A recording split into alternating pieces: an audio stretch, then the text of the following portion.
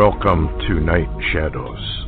I'm Stuart Best, where the paranormal is normal, where that which you thought you knew, you didn't, and where the future can be known if you know exactly where to look.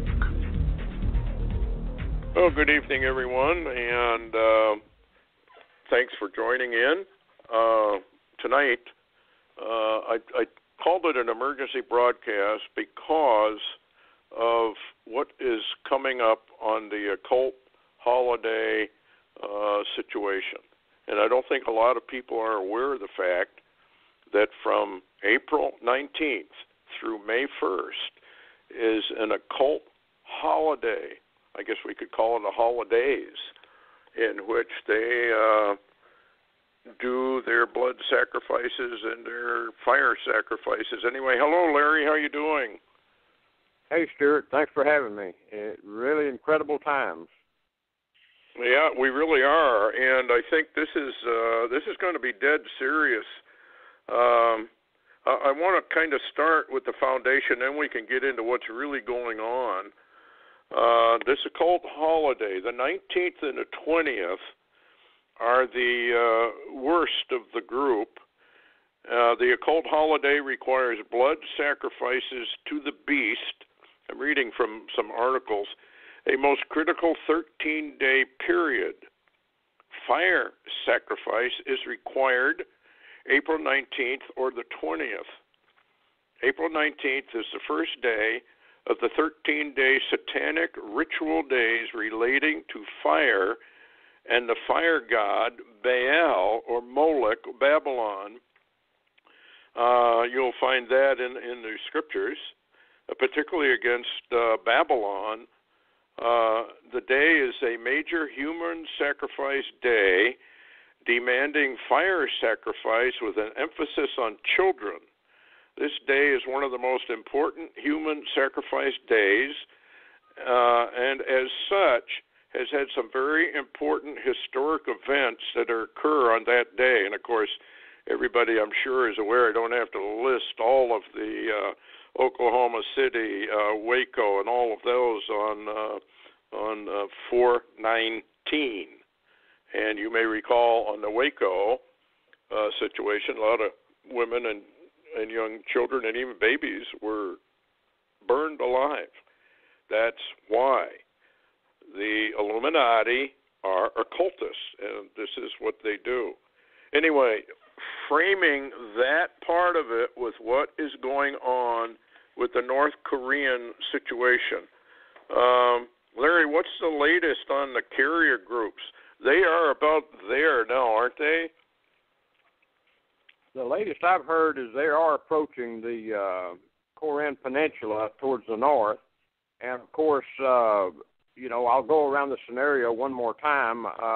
We have verified reports of hundreds of thousands of Chinese troops, on the border with North Korea. We also have two reports, and then Israel also verified that Russia has moved tanks and troops and surface-to-air missile launchers towards the North Korean border with Russia.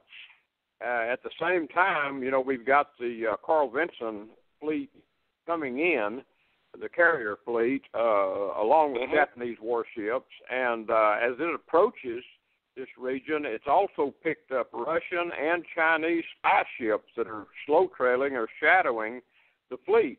Now, I found out today again to verify that at least two more carrier groups have been ordered to move in direction of the Korean Peninsula. And, of course, we know sometimes, depending on where they are, a carrier group can take 7 to 10 to 14 days to make that transition.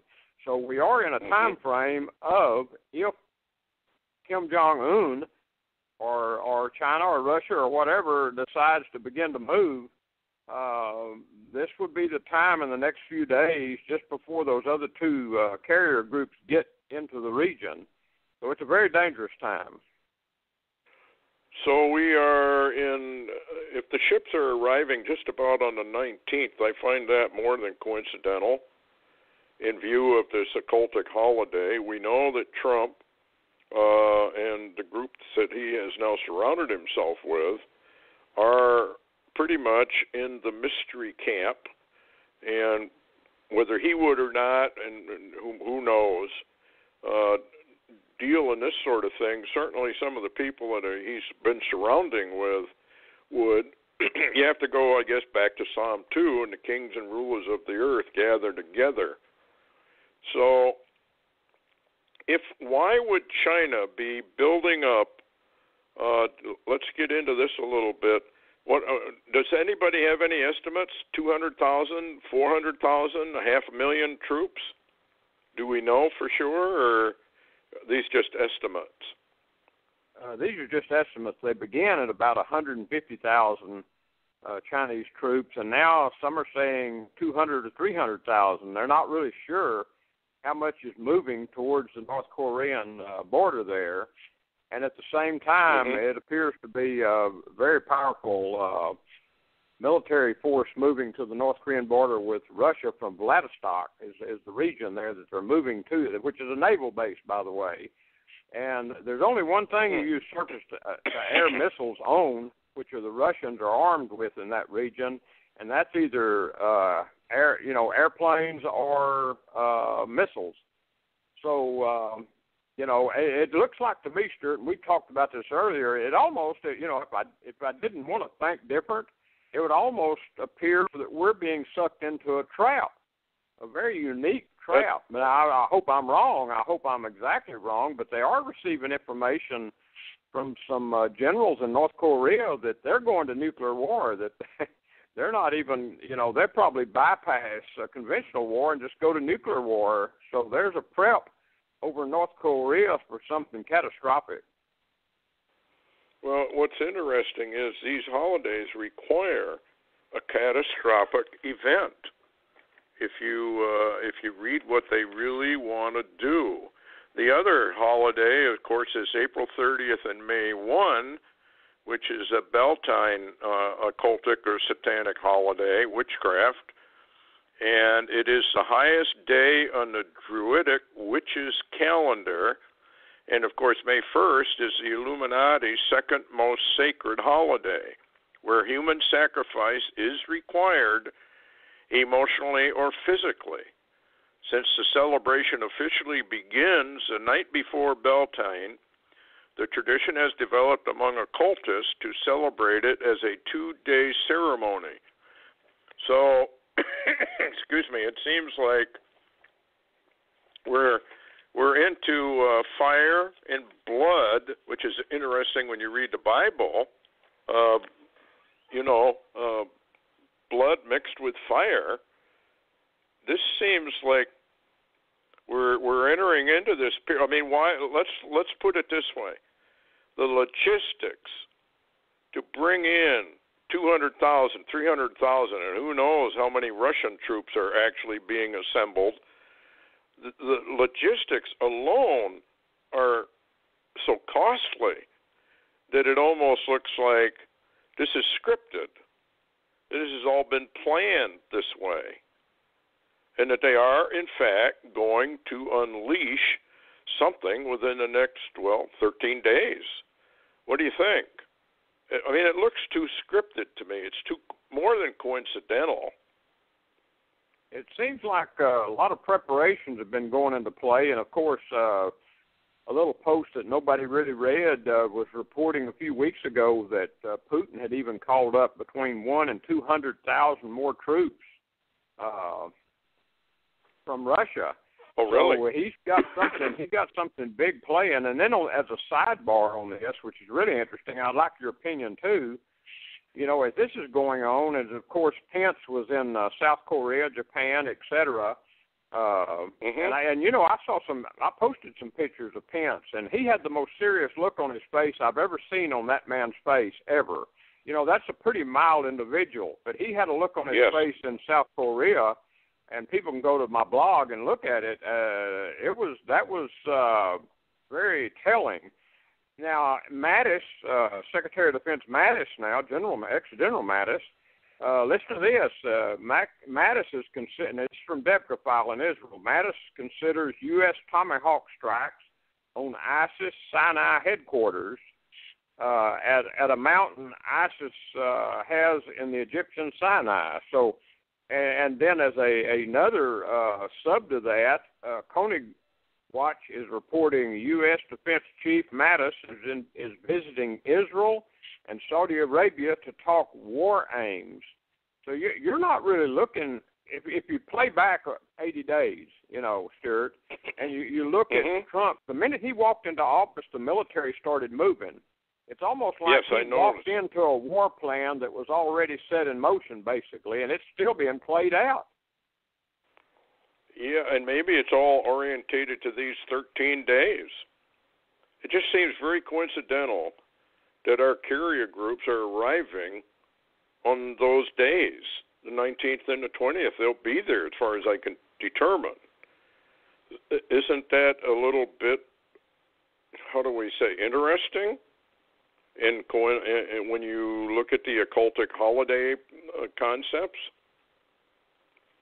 Oh, yeah, I would use the term disconcerting, actually, because it's so interesting it bothers me, And, well, and to tie in the whole region, let me read this headline.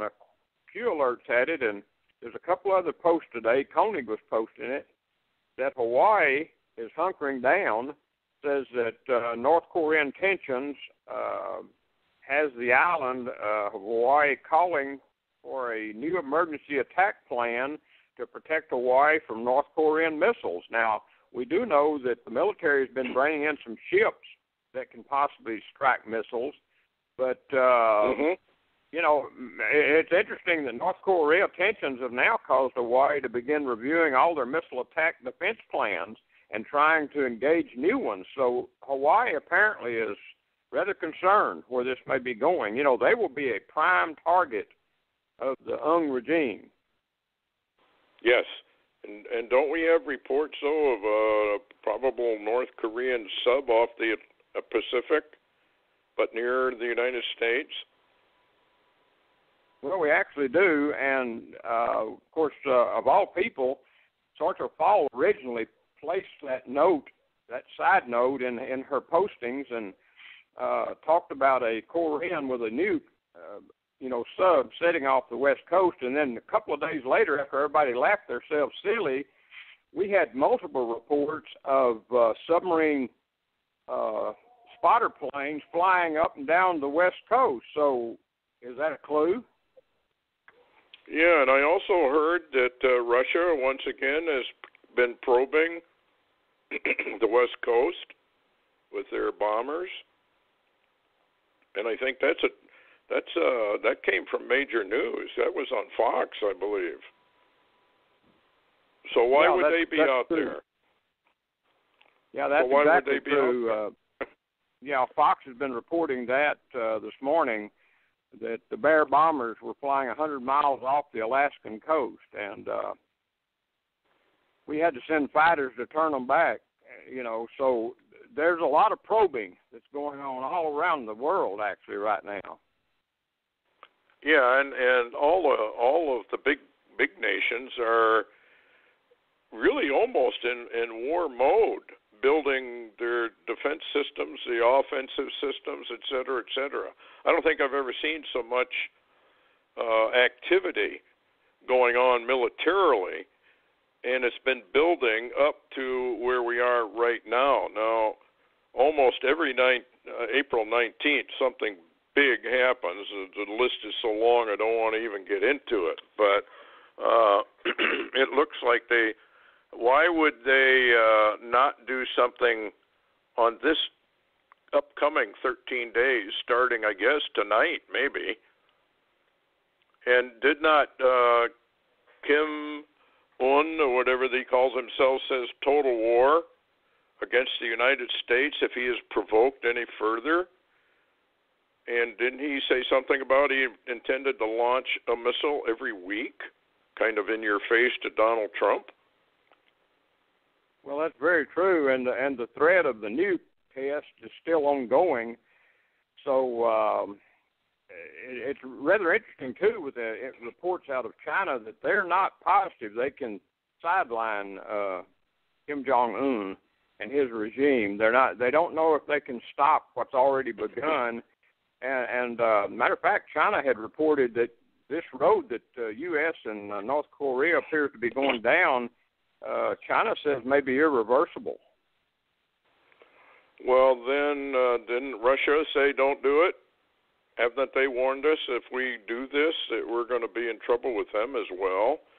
I got a YouTube headline says Russia warns U.S. against unilateral strike on North Korea.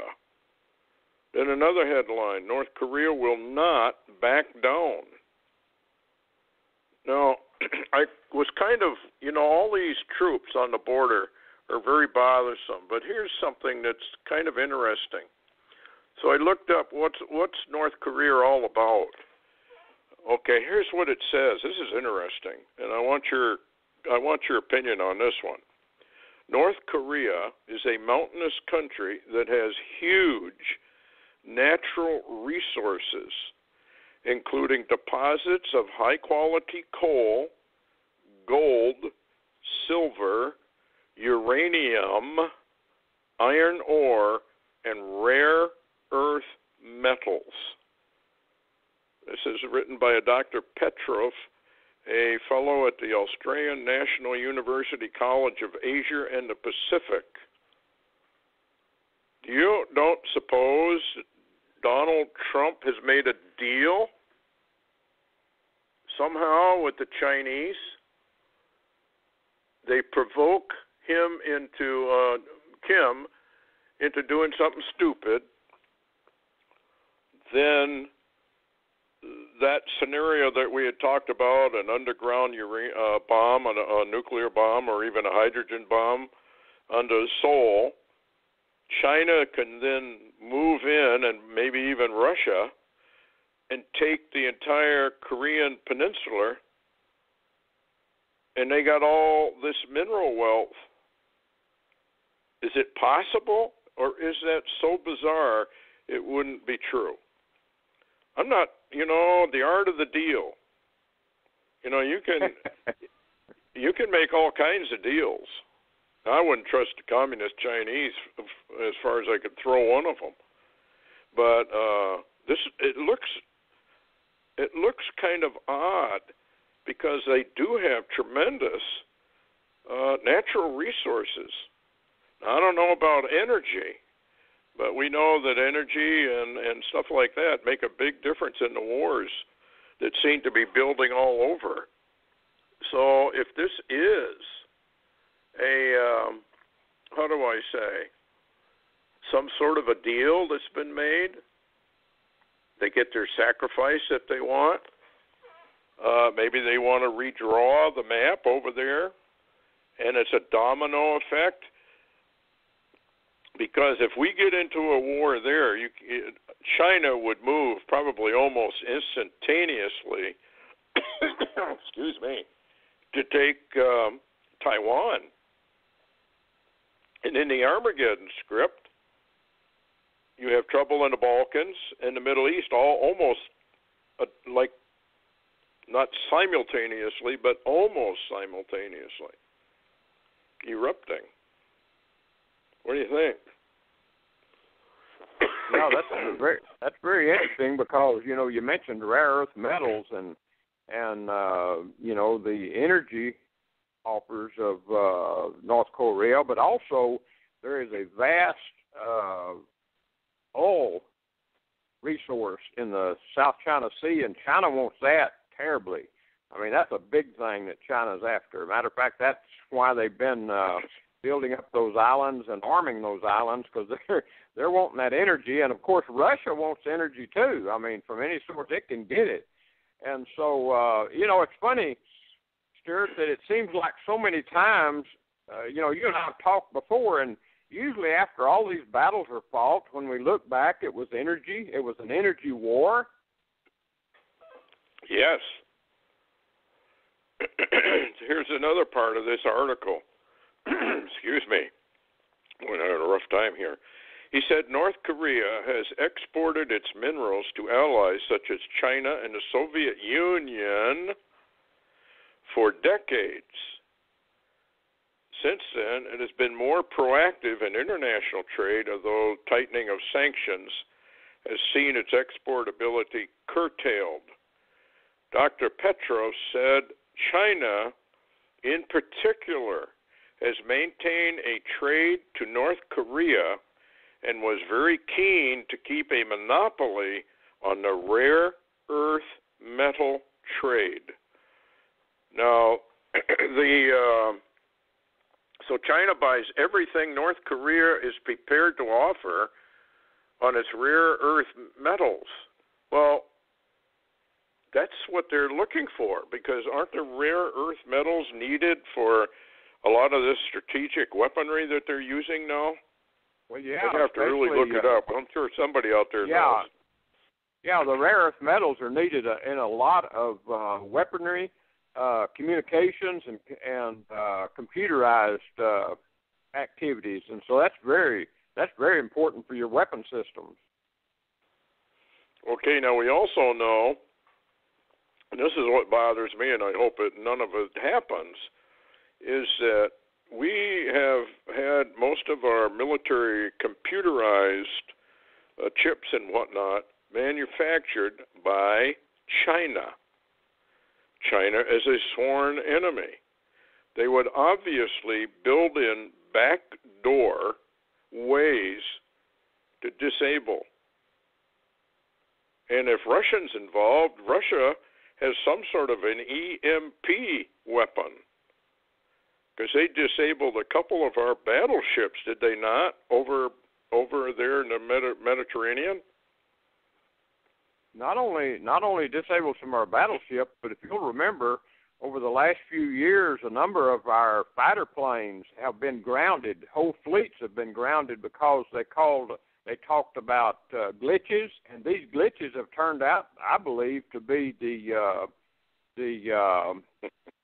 should you say, sabotage parts that are coming from China we've installed in these systems in our own weapons and planes. Yeah, it's not the smartest thing. Now, we do know that North Korea has 2 satellites that come over the United States. And there are a lot of people that are in the upper echelons and insiders who really do believe that those satellites most likely are low yield, either hydrogen or atomic bombs, to put out an EMP device. Is there anything going on in that regard to emergency planning that you have heard of? And I would like to ask people about that. If you've heard anything anywhere throughout the United States of anything from FEMA or Homeland Security regarding that, let us know what's going on, particularly in the local. I could say this. Yeah, go ahead, Larry. If I was to not say what I know, I would tell people that there seems to be an overall concern right now all over the country over an EMP of some type problem that will arise, that we lose our communications, our phone systems, cell phones, thereby almost everything, your televisions will be down, your satellite feeds, will be down. Pretty much a total loss of communications. And so I would advise people, if I was to give everybody a piece of advice for the moment that was secular, it would be to go out and get yourself a shortwave radio that would operate on solar power. You can get them for almost, nothing. They're very cheap, but they have a solar panel. They charge themselves, the battery. They use batteries also, and get you one. And if you've got an old, microwave, those can serve as a Faraday cage. Put that when you get that solar-powered shortwave radio, put it in a microwave, keep it there, and if everything goes down and you need information, that would be an excellent source of information, not only around the world, but it would also pick up your ham radio broadcast and possibly some of your FEMA broadcasting of information, and you can pick those things up. People need to be aware of this and think about that. Yeah, because if we had an EMP device that was powerful enough, it's going to knock out all the transportation, all communications, wherever you are. That's where you're stuck. So if you're 100 miles from home, you're not going to ever get home, most likely. This is a deadly, deadly thing. There have been a lot of warnings by insiders about it. And you can go to Amazon.com and you can get what they call Faraday bags. And they do work. Yeah. The other thing you can do is get a 55-gallon drum, line it with cardboard, put your stuff in there, and even tinfoil, wrap it in tinfoil helps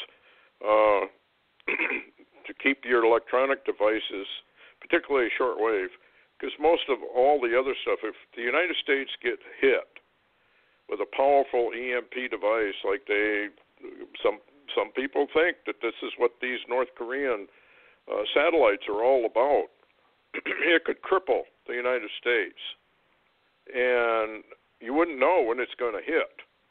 But I think we really do need to keep our eyes on these next 13 days. I'd be amazed if they don't do something. And that doesn't mean there can't be a really big false flag right here in the United States. We're having false flags just about everywhere. So anyway, those dates are really important to the occult and everything. 9/11, Oklahoma City, all of these have all the numbers of the occult, the Illuminati. They play by the numbers. You don't know it until you're at the end of it, and you can look back, and then you can see how they did it all. Any more on that Bible code, Larry? On North Korea? Which one? I think it was Barry. I went back.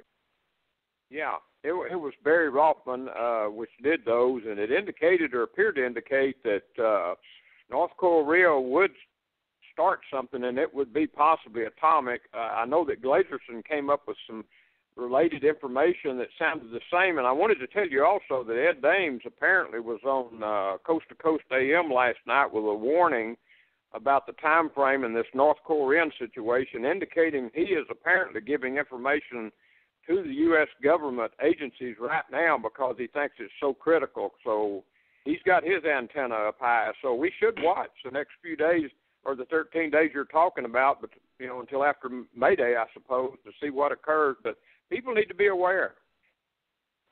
Yeah, and I don't think, they don't pay much attention to occult holidays. Christians don't. They're usually oblivious to them. But these next 13 days are days when there's all kinds of human sacrifice, and particularly they like young children. So I don't know. I mean, it just seems all too coincidental.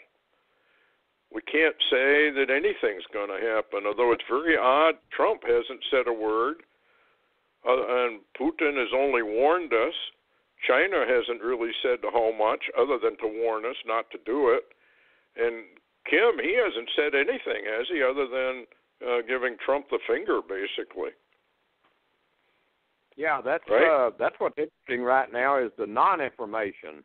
That's why you know that this is really a critical issue, and a number of the generals and intelligence people talking on Fox the last 2 days have been extremely concerned where this is headed. They say they're expecting something almost any time. Wow. Well, I guess we knew that they want war, they want death, they want blood, and they want to do it with fire. And anyway, thanks everybody for tuning in to this update. Heads up, we don't know, but it looks bad. Thank you for listening.